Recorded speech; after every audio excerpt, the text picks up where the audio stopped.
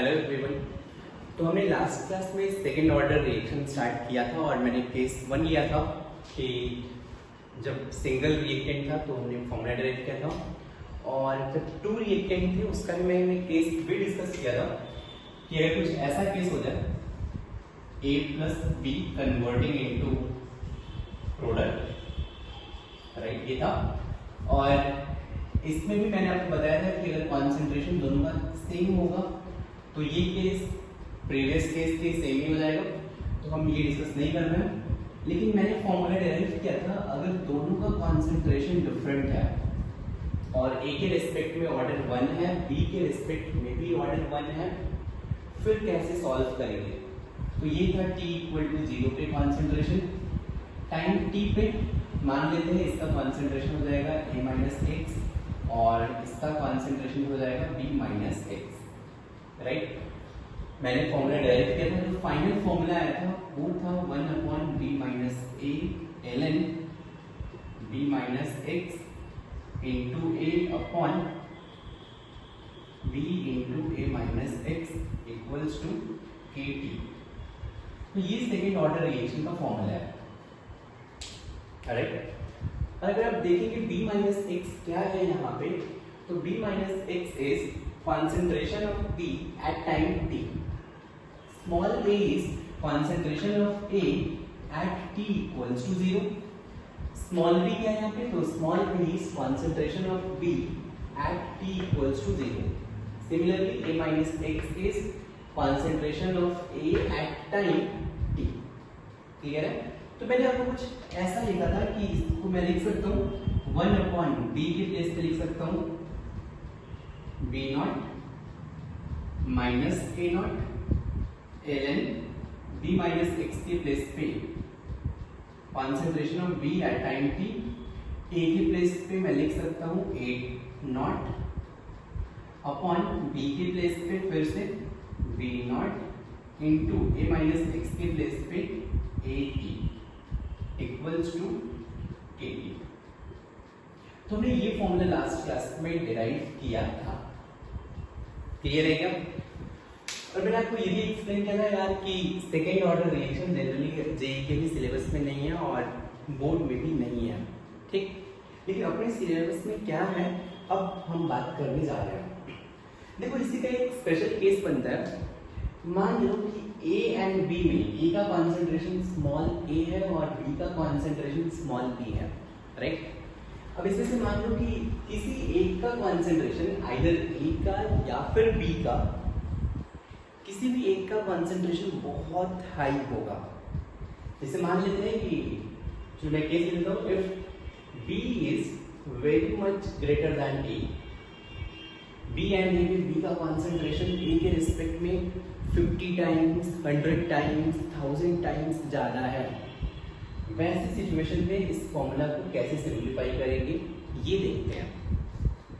Of course B is very much greater than A और of course A and X में X is amount reacted, तो X तो always A और B दोनों से ही कम होगा।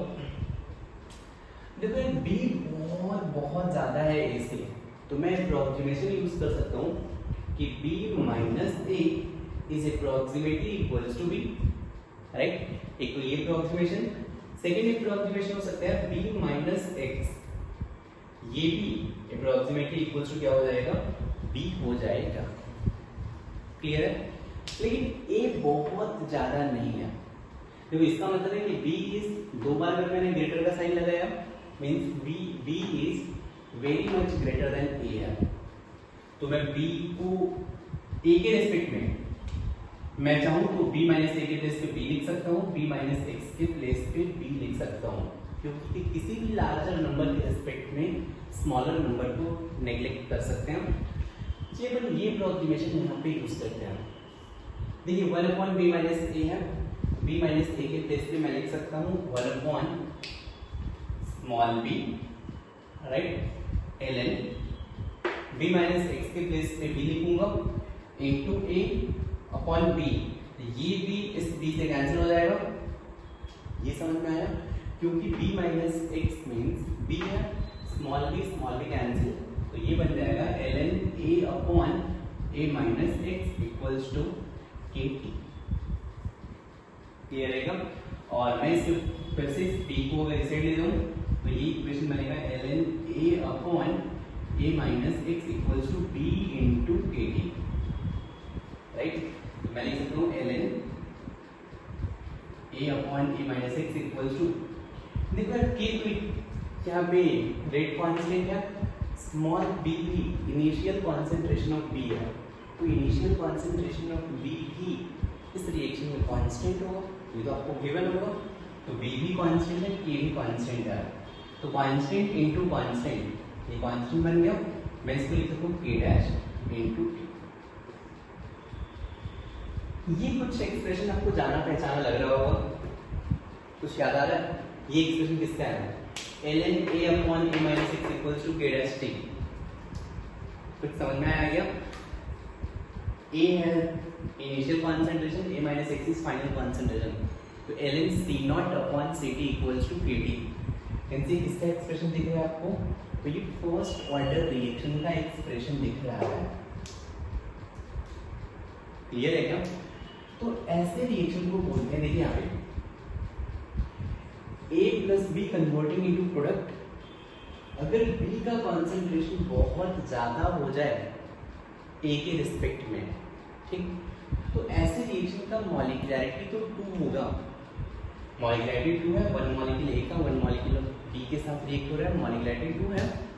लेकिन आप देखेंगे कि ये जो इक्वेशन फॉलो कर रहा है ये फर्स्ट ऑर्डर का इक्वेशन फॉलो कर रहा है। मींस ऐसे रिएक्शन का मॉलिक्युलैरिटी 2 है, लेकिन ये काइनेटिक्स या रेट इक्वेशन फर्स्ट ऑर्डर का फॉलो कर रहा है। तो ऐसे रिएक्शन को बोलते हैं स्यूडो फर्स्ट ऑर्डर रिएक्शन। तो क्या बोलते हैं, चलिए ये होता है स्यूडो फर्स्ट ऑर्डर रिएक्शन। अपने सिलेबस में ये है स्यूडो फर्स्ट ऑर्डर रिएक्शन पढ़ना है, मींस अपने को जीरो ऑर्डर रिएक्शन पढ़ना है, फर्स्ट ऑर्डर रिएक्शन पढ़ना है, देन स्यूडो ऑर्डर रिएक्शन पढ़ना है, स्यूडो फर्स्ट ऑर्डर रिएक्शन पढ़ना है। तो स्यूडो फर्स्ट ऑर्डर रिएक्शन क्या होते हैं? स्यूडो से ही शायद आपको समझ में आ रहा होगा, स्यूडो मींस झूठा। Means pseudo first order reaction क्या होता है? जो रिएक्शन दिखने में तो लगेगा कि ये सेकेंड ऑर्डर का रिएक्शन है, फिर मॉलिक्युलैरिटी इसका 2 होगा, लेकिन ये फर्स्ट ऑर्डर का रेट इक्वेशन फॉलो करेगा। तो ऐसे रिएक्शन को बोलते हैं pseudo first order reaction. Clear है? तो चलिए इसमें जस्ट एक लाइन लिखने हैं, आप ये जल्दी से नोट करें, वीडियो पॉज करके आप ये एक्सप्रेशन नोट कर लें। ये तो शायद आपने लास्ट क्लास में लिखा था, यहाँ से आप नोट करना स्टार्ट करें और इसके बाद heading pseudo first order reaction.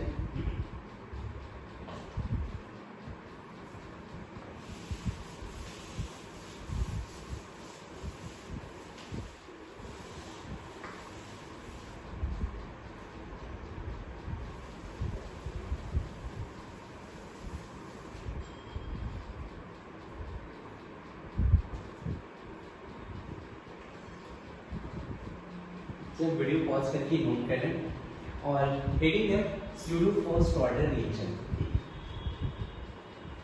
चलिए इसका डेफिनेशन क्या?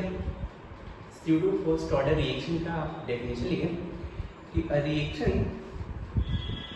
a reaction which has molecularity 2, a reaction which has molecularity 2,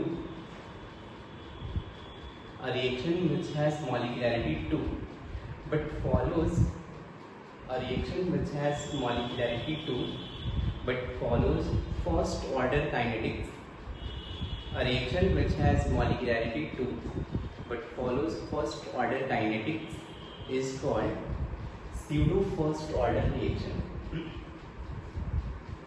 is called pseudo first order reaction। हो गया? चलिए यहाँ पे मैं आपको ये एक्सप्लेन करता हूँ इसको स्यूडो फर्स्ट ऑर्डर रिएक्शन क्यों बोलते हैं। जैसे मान लीजिए कोई रिएक्शन है A plus B converting into product. अब ध्यान से समझना कि A B के साथ रिएक्ट हो रहा है, प्रोडक्ट फॉर्म कर रहा है, राइट। और ए के रिस्पेक्ट में भी ऑर्डर 1 है, बी के रिस्पेक्ट में भी ऑर्डर 1 है, दोनों के रिस्पेक्ट में ऑर्डर 1 था, ओवरऑल ऑर्डर 2 होना चाहिए। लेकिन होता क्या है यार कि जब ए बी के साथ रिएक्ट हो रहा है तो 1 molecule of A reaction 1 molecule of B means molecularity 2 हो गया। लेकिन मान लो कि इसका कॉन्सेंट्रेशन 1 है और इसका कॉन्सेंट्रेशन 1000 है। इमेजिन करो कि इसका कॉन्सेंट्रेशन 1 है और इसका कॉन्सेंट्रेशन 1000 है। क्या होगा कि लेट्स से t = 0 पे ये कॉन्सेंट्रेशन था, राइट। अब आप सोचो कि कुछ टाइम के बाद इसका कॉन्सेंट्रेशन मान लो 0.5 से डिक्रीज हुआ, तो ये 0.5 रिएक्ट होगा तो 0.5 पर रिमेनिंग होगा। क्लियर है? अगर ये 1 मोल ए 1 मोल बी के साथ रिएक्ट हो रहा है तो अगर इसका 0.5 मोल रिएक्ट होगा तो इसका भी 0.5 रिएक्ट होगा, मीन्स इसका 0.5 रिएक्ट होगा तो ये रिमेनिंग होगा 999.5। देखो ये 1 से 0.5 हो गया, मीन्स 50% रिएक्ट हो गया। लेकिन प्रैक्टिकली बी देखेंगे आप तो 1000 से 999.5 रिमेनिंग है। मीन्स मैं बोल सकता हूँ कि प्रैक्टिकली बी का जो कॉन्सेंट्रेशन है ऑलमोस्ट कांस्टेंट है।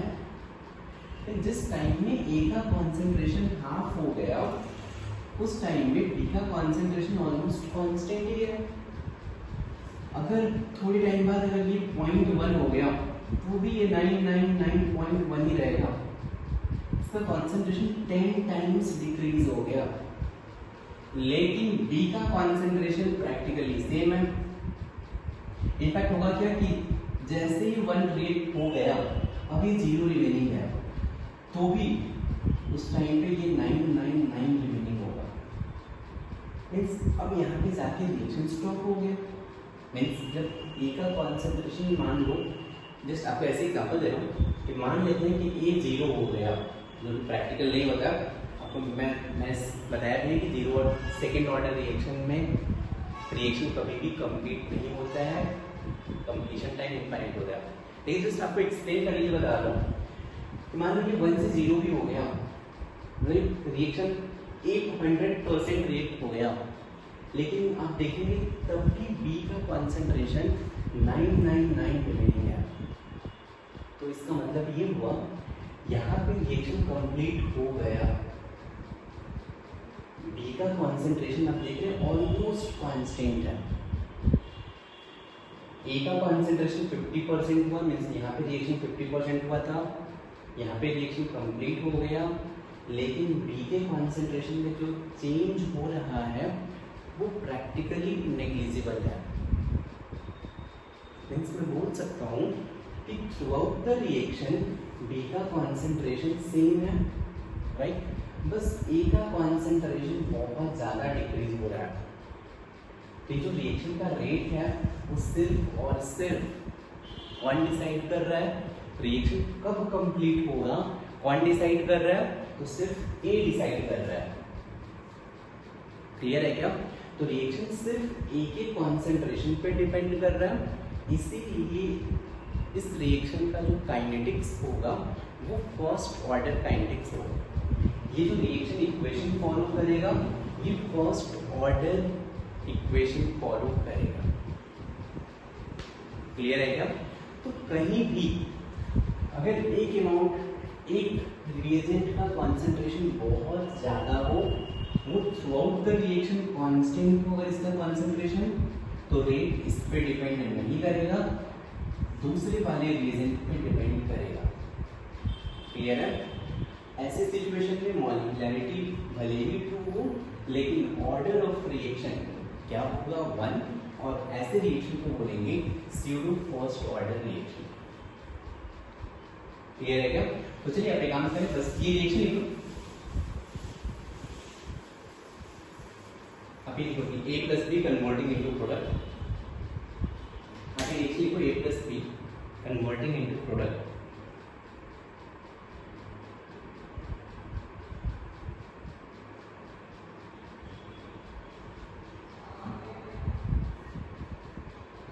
लिखिए इसमें बस ये पॉइंट लिखो कि as the reaction proceed as the reaction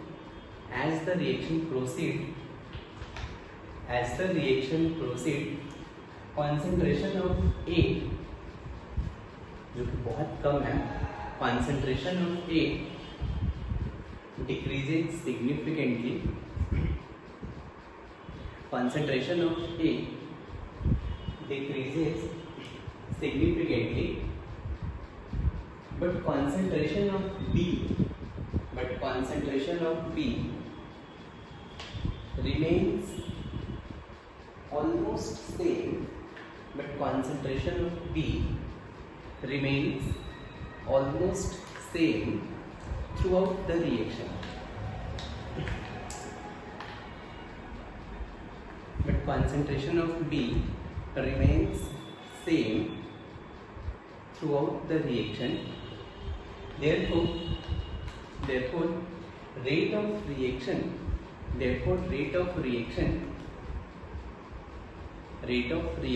depends only on. Therefore, rate of reaction depends only on concentration of A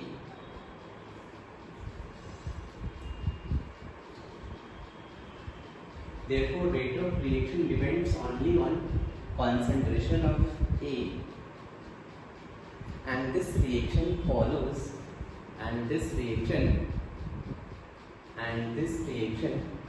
follows, first order kinetics. And this reaction follows first order kinetics. हो गया? तो चलिए अगर अपन यहाँ पे एक equation देखें तो क्या होना चाहिए कि rate equals to rate constant k होगा, तो k into a into b होना चाहिए था। लेकिन आप देख रहे हैं कि b का कॉन्सेंट्रेशन ऑलमोस्ट सेम है, मीन्स b का कॉन्सेंट्रेशन कांस्टेंट है, तो मैं लिख सकता हूँ यहाँ से कि rate equals to k into b को जो मैं k डैश बोल देता हूँ, क्योंकि ये भी कांस्टेंट है, b का कॉन्सेंट्रेशन भी रिएक्शन में कांस्टेंट है, तो k डैश इंटू a। यहाँ पे k डैश इक्वल्स टू क्या होगा, k into concentration of b। Rate equals to k dash into a, और आप इस एक्सप्रेशन को सॉल्व कर सकते हैं, राइट। रेट इक्वल्स टू, अब तो इसमें एक्सपोर्ट हो minus da/dt equals to k dash a, right. तो अगर इंटीग्रेट करके तो मैं बाहर लिख देता हूँ minus da/dt equals to k dash a, और यहाँ से अगर मैं इंटीग्रेट करूंगा तो ln a0/dt equals to k dash a। Note करें।